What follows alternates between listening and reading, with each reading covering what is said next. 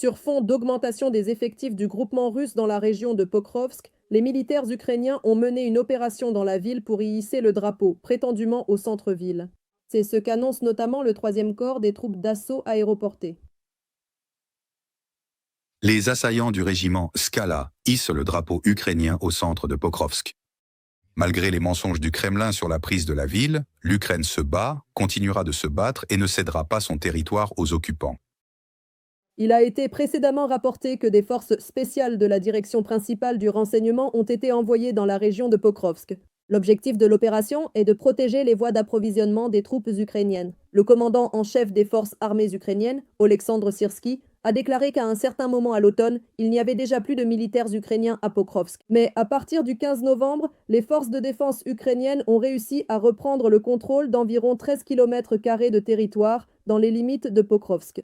Selon Syrsky, il y a quelques jours, il a donné l'ordre de retirer les troupes ukrainiennes à des positions situées à 5 à 7 km de Pokrovsk. Il a souligné qu'il n'était plus opportun de maintenir ces positions, car il fallait préserver la vie des défenseurs ukrainiens. Syrsky a indiqué que dans la direction de Pokrovsk, l'ennemi augmente le nombre de ses troupes, qui comptent déjà 156 000 hommes. Et dans cette direction, les Russes utilisent environ 50% de tous les KAB employés sur le front. Actuellement, la direction de Pokrovsk est le principal théâtre des opérations militaires. Le commandant en chef des forces armées ukrainiennes a également assuré que Myrnohorad n'est pas encerclé, bien que l'ennemi y aspire. Vladimir Cherniak, officier de la brigade Roubège de la Garde nationale d'Ukraine, a déclaré que les occupants russes sur la direction de Pokrovsk avaient augmenté le nombre de personnels engagés dans les groupes d'assaut ou les groupes dits jetables.